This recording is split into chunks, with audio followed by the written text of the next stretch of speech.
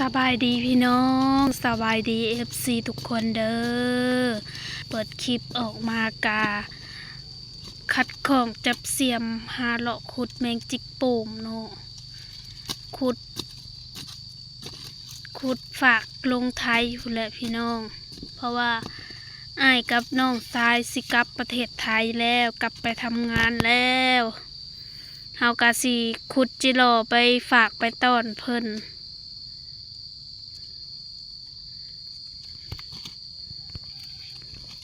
จักสิได้สำใดแหละเพราะว่าฝนก็ตกแห้งแต่จิโร่ก็ยังเลิกคือเก่าหาขุดแถวแคมนาเขาเองนี่แหละพี่น้องกาปีนี้ก็ถือว่าลายเติบเนาะเมงจิโร่นี่พอไปทางใดกาเห็นแต่ขวยแต่มันสิใหญ่หรือสิน้อยนี่ก็บ่จักอันนี้ทันแหละมาเบิ่งดูแม่อ่างดู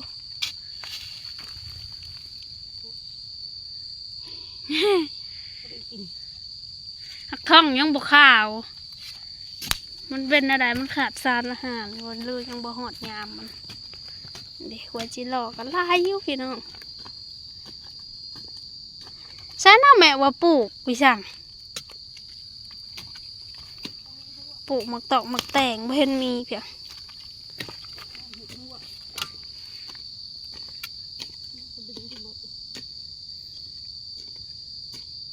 นี่หัวจิหลอกนี่นี่แม่นี่จุ่มนี่จะขุดได้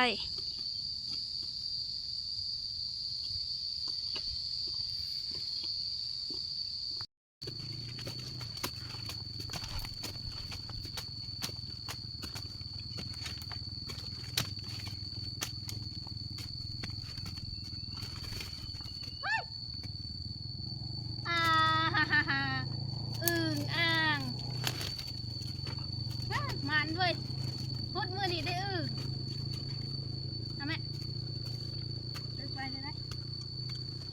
มาถ่ายคลิปกับมันซ้ำเนาะได้โอ้ย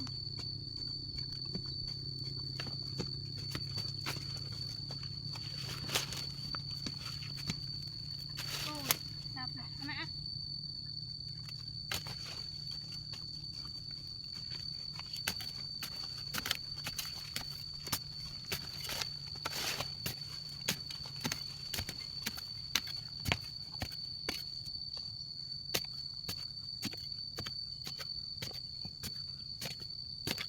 ได้แล้วพี่น้องนี่ของเดียว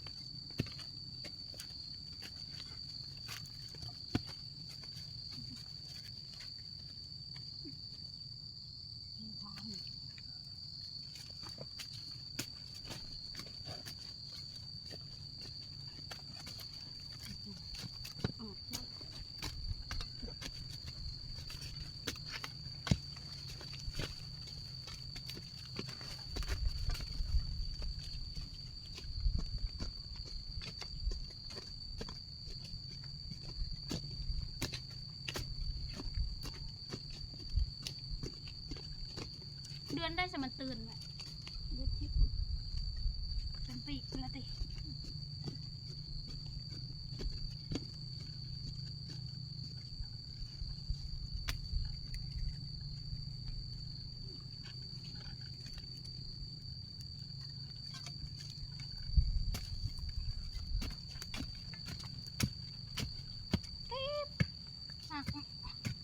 ค้อนอันนี้ฮะ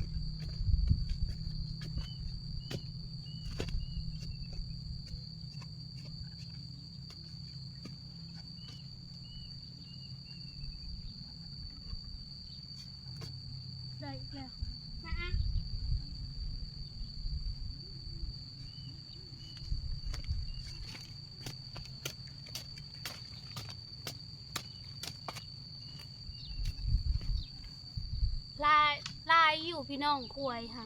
มันแบบบ่อนเฮาดุดชวนมันเดี๋ยวนี้แหละมันทมไหมทมหยังน้ำมันคดยาก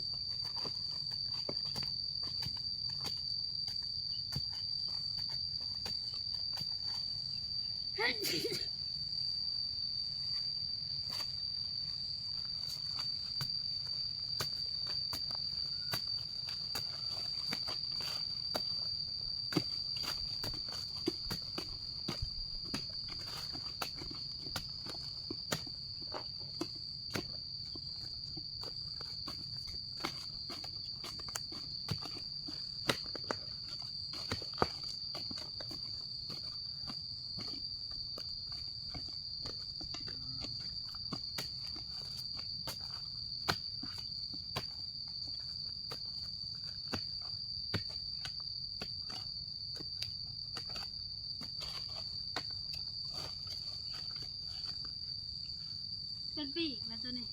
ไม่ได้ลายตัวโต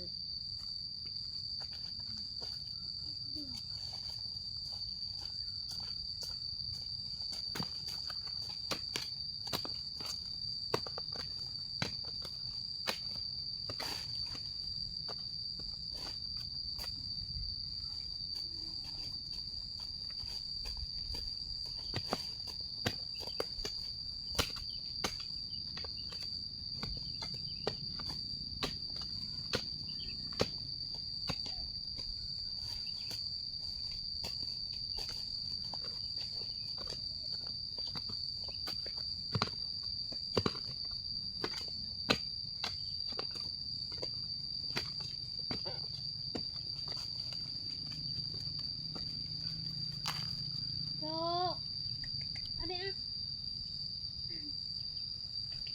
อันนี้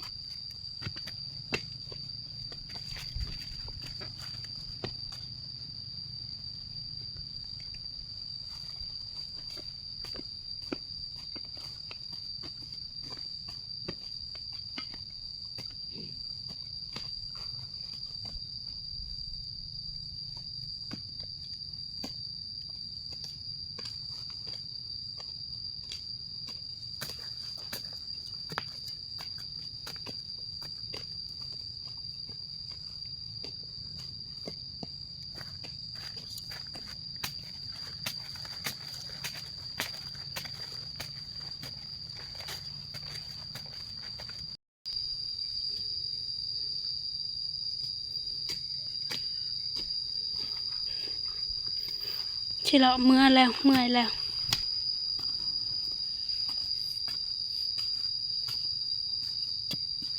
มาดูซิว่าได้แค่ไหนกันได้ลายได้น้อยแค่ไหนเนาะ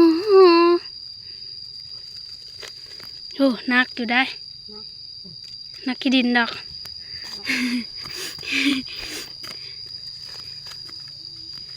นักไม่ได้หักขามันก็ดีดไปแล้วนี่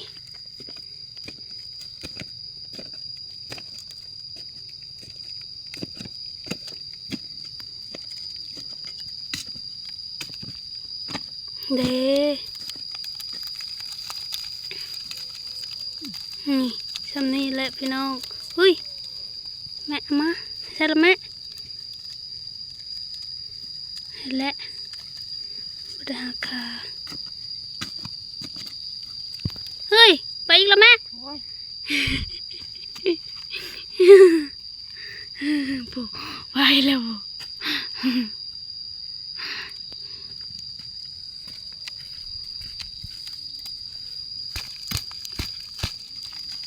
พี่น้อง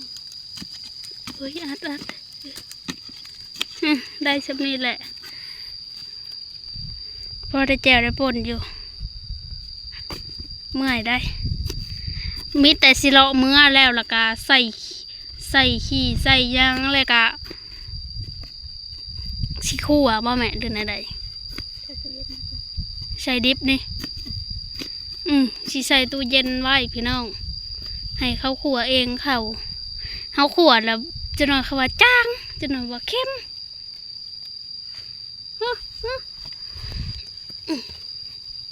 ให้เขาคั่วเองเขาเพิ่นก็สิเอาเมื่อประเทศไทยแหละเมื่อบางเถื่อก็กินเองบางเถื่อก็ต้อนหมู่ต้อนคู่ก็สำหรับคลิปนี้ก็พามาหาแมงจิกโป่มนะพี่น้องในแคมป์นาเขาเองนี่แหละนี่ฝากกดไลค์กดแชร์ฝากเป็นกำลังใจให้เด้อเพิ่นว่าเมื่ออื่นมาหาคุดใหม่เนาะเพิ่นว่ามื้อนี้เมื่อยแล้วพอแล้วไป